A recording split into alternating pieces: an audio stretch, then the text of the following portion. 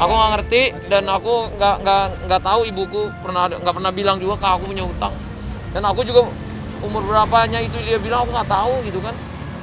Aku sebagai anak doanya terbaik dan setahu aku mama aku nggak pernah punya utang karena aku sendiri aku udah bikin statement kemarin aku nggak akan beli sesuatu kalau nggak punya duitnya. Aku akan beli setelah aku mampu ataupun setelah aku nabung gitu. Jadi aku mendingan mulai usaha pakai duit 1 juta daripada memulai usaha 100 juta tapi pakai duit orang. Intinya gitu.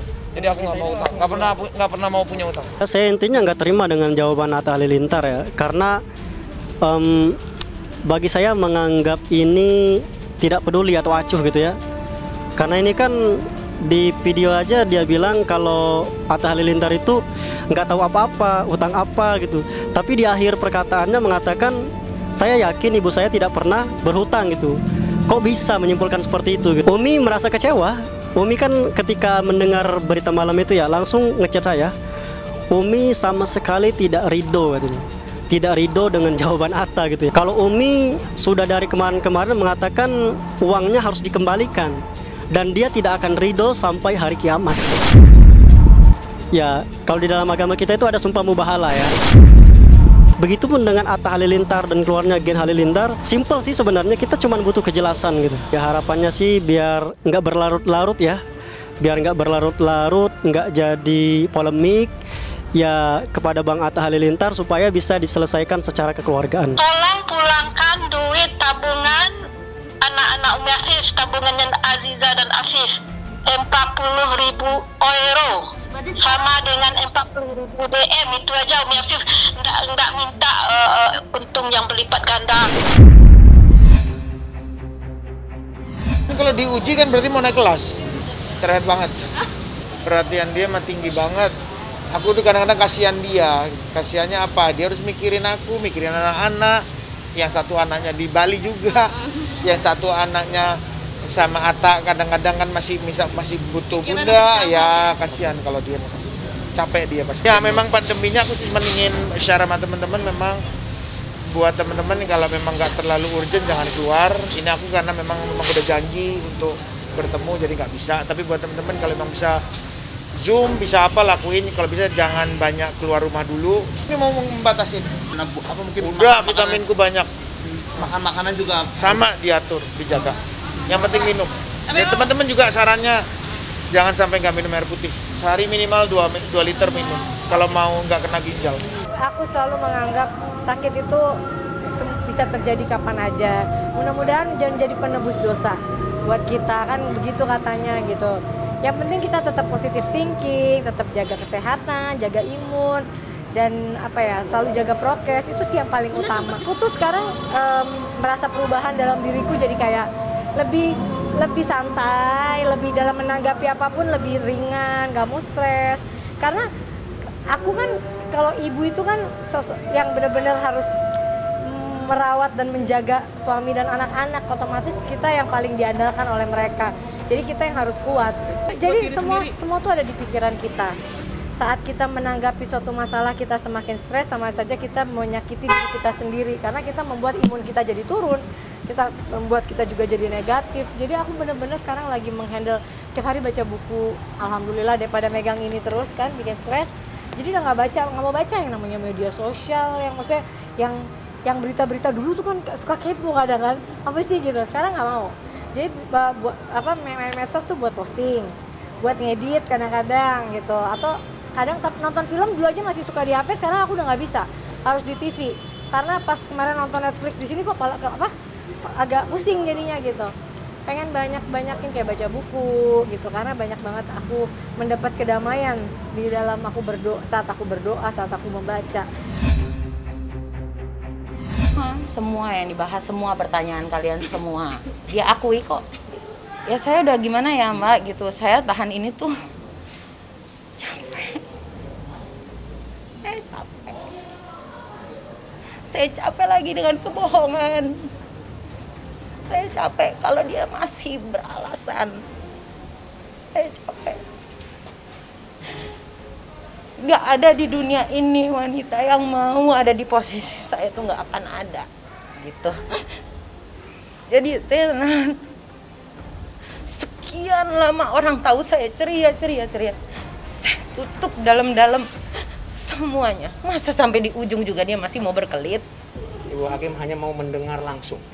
Jadi tanpa ada kami, biar Ibu Hakim bisa tahu bagaimana Ibu Hakim bisa menilai sendiri dan mempertimbangkannya sendiri. Nah, bagi kami itu, kalau ada pun kami di sana, ketika misalkan klien saya emosi dan lain sebagainya, ataupun dari pihak lawan juga emosi, pasti kan ada yang memotong dan lain-lainnya. Nah, ini nggak pure, benar-benar kebijaksanaan dari hakim mediator untuk mau bertemu hanya dengan Berdua. Talita dan Denis. Dan disitulah akhirnya diputuskan bahwa mediasi gagal. Jangan lagi berkelit gitu loh. Salah gitu. Jangan bilang salah tapi gitu.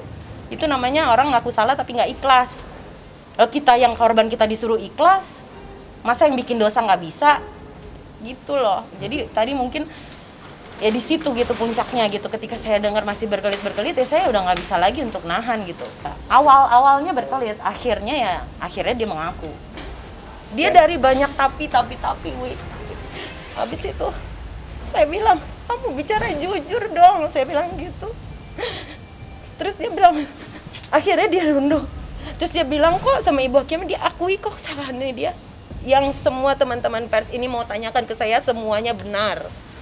Itu jawabannya. Jadi kalian tafsirkan sendiri, semuanya benar. Jadi kan saya bilang gitu, saya minta keadilan, saya berdoa sama Allah, saya minta keadilan. Yang saya rasakan ini udah bentuk tidak adil di dalam kehidupan berumah tangga. Gitu. Jadi ya gitu, saya dikuatin nih sama abang saya sendiri, saya dikuatin sama keluarga saya memang. Kan saya bilang jangan main api sama keluarga saya, wong kita keluarga hukum kok. Ya kita lakukan semuanya sesuai hukum yang berlaku di Indonesia. Assalamualaikum warahmatullahi wabarakatuh. Saya Wati Siregar. Ya, mengucapkan banyak terima kasih dengan Parvi 56 dan WPKS yang telah memberikan donasi pada saya. Saya terharu banget ya. Parvi 56 begitu perhatian dengan saya. Ya, keadaan saya memang sangat memprihatinkan gitu. Ini tangan saya udah 1 tahun sakit itu. Ditambah lagi dengan tidak kesadaran saya jatuh di kamar mandi, sehingga ya mungkin inilah ya cobaan dari Allah untuk kesabaran saya dan kehilangan saya menghadapi penyakit ini. Terima kasih saya ucapkan sekali lagi, semoga Parvi 56 tetap jaya, tetap perhatian dan bersosial kepada seniman-seniman Indonesia, kepada artis-artis senior ya, dan tetap selama-lama jaya. Ucapan saya hanya itu.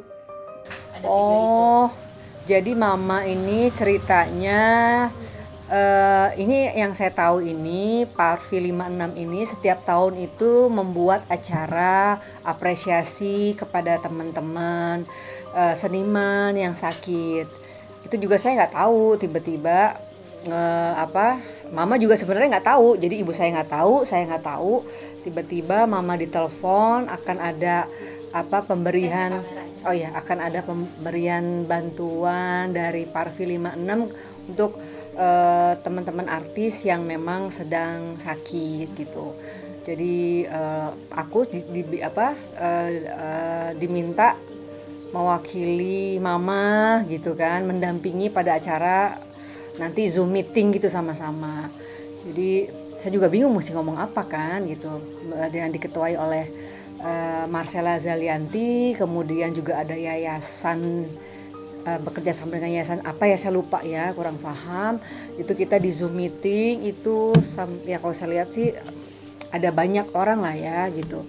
Jadi niat dan tujuan Parvi 56 itu memang acara rutinitas setiap tahun memberikan apresiasi kepada artis-artis senior. Nah, tahun ini diberikan kepada Pak Ogah dan ibu saya gitu.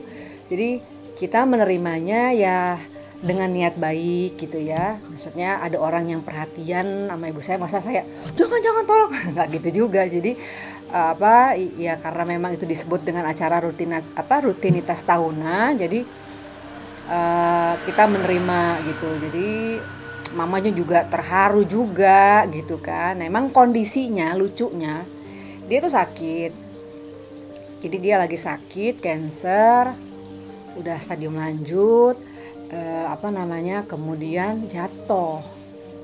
Jadi posisinya nyokap itu lagi memprihatinkan kondisi keadaan dia yang jatuh dari kamar mandi karena pingsan. Jadi mama ini kan sering banget udah minum obat nyeri dan terlalu banyak sampai dia tuh udah dosisnya sudah tinggi lah ya, sudah ada morfinnya lah, saking udah nggak tahan banget gitu painkillernya. Akhirnya dia ke kamar mandi sendiri, sambil dari di kamar mandi itu tiba-tiba entah dia pingsan, entah dia itu ngantuk, pokoknya dia sadar gitu loh, kok saya di kamar mandi. Nah kok keras ya gitu, dia pikir tuh dia udah di tempat tidurnya gitu kan. Nah kita tuh nggak ada yang tahu kalau dia di kamar mandi, biasanya tuh pasti ada mbak yang ngecek yang apa, dan kita juga nggak tahu deh sampai berapa lama dia di sadarnya itu. Tiba-tiba bangun tuh sudah berdarah-darah sampai kalau untuk ukuran bengkak itu pasti jatuhnya tuh luar biasa. Karena apa ya, sampai bengkaknya tuh bener-bener parah gitu. Ini aku lihat ini pasti dia kejedot apa tuh, pasti bantingannya kuat banget gitu. Nah habis itu kita bawa dia ke rumah sakit. Nggak lama 2 hari 3 hari itu langsung diundang sama Parvi untuk menghadiri acara Zoom gitu. Itu jadi kondisinya memang lagi memprihatinkan. Jadi udah biru-biru, udah gimana. Sementara mama itu harus hadir di acara Zoom meeting itu, dan aku juga ngebantu mendampingi gitu. Aku pikir nih acara apa gitu, apa sih mah, udah Elma aja yang oke. Ternyata itu Mbak Marcella Zalianti ya yang sebaya gitu. Dia bilang, Mbak Elma ini acara tahunan, dia bilang gitu kan, ini dari yayasan apa. Terus mereka memang justru mereka tuh senang banget karena bukan hanya ini aja, nanti berikutnya mau akan ada Gary Ishak, dan dia terima kasih banget kepada orang-orang yang bisa memberikan telepon artis-artis lama gitu, di mana mereka ini lagi mencari gitu kan, sulit banget ini mendapatkan teleponnya teman-teman senior gitulah gitu. Akhirnya begitu dapat dan diputuskan untuk tahun ini yang menerima adalah mama saya dan Pak Oga gitu ceritanya. Nah ini tadi fisioterapinya ini masih yang pertama. Ada dari temen yang coba deh dibawa ke sini. Jadi ya pokoknya semuanya yang terbaik kita lakukan lah gitu. Sampai ke Bandung juga aku jalanin kok gitu. Emang bisa, ke Cimande pun juga aku jalanin. Gitu nih kata mama, ini aku dibawa kemana lagi? Udah mama tenang aja, ngikutin aja deh gitu. Dia juga udah capek, mama lelah. Enggak, mama sehat, aku bilang gitu. Dia udah kecapean gitu. Dibawa ke sana, dibawa ke sini, dibawa ke sana, sini gitu. Cuma memang pendapat dokter tuh memang beda-beda gitu. Ya saya rasa pasti semua anak itu untuk orang tua akan melakukan yang terbaik. Apalagi kondisi ibu kayak begini. Saya tuh lagi syuting stripping tuh paling gampang banget nangis. Udah ingat mama aja udah langsung nangis. Gak pakai 5 menit gak ada. Take udah langsung, karena apa ya, itu kan bagian dari jiwa kita. Ya pasti sedih lah. Ya kita semua anak-anak tuh berharap semoga ada mukjizat dari Allah bisa mengangkat penyakit orang tua saya gitu. Dan alhamdulillah dari teman-teman mama juga, karena mama ibu saya memang jiwanya sosial juga ya kan, dia sering banget dengan yayasan dia ngebantu orang, makanya banyak juga yang datang gitu nengok ibu saya gitu. Jadi saya ya selama kalau Sony minta kita tetap prokes gitu ya, maksudnya mau ngelihat boleh tapi jauh gitu, nggak boleh. Sony itu paling banget protek, telepon saya, siapa tuh yang datang gitu kan, siapa yang datang, udah antigen belum untuk disemprot belum.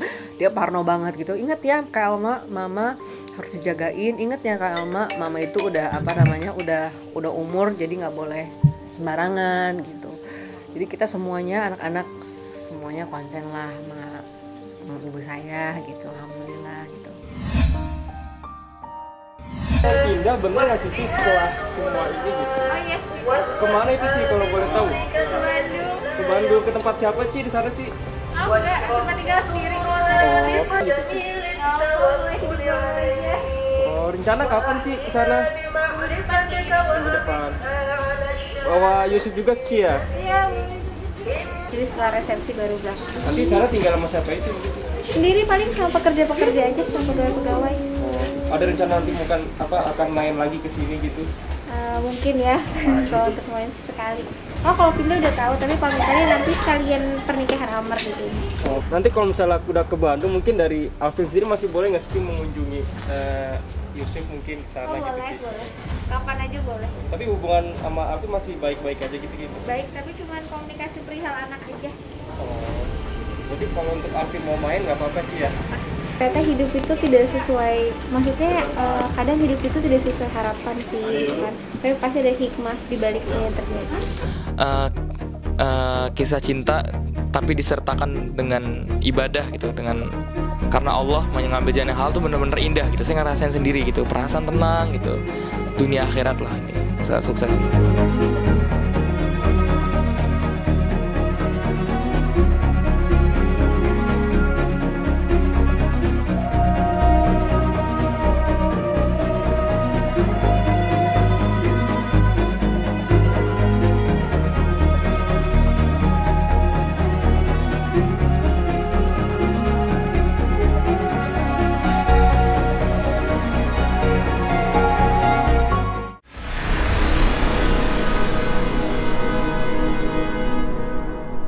Jadi jangan lupa untuk subscribe Cumi Cumi. Ditekan ya tombol lonceng merahnya.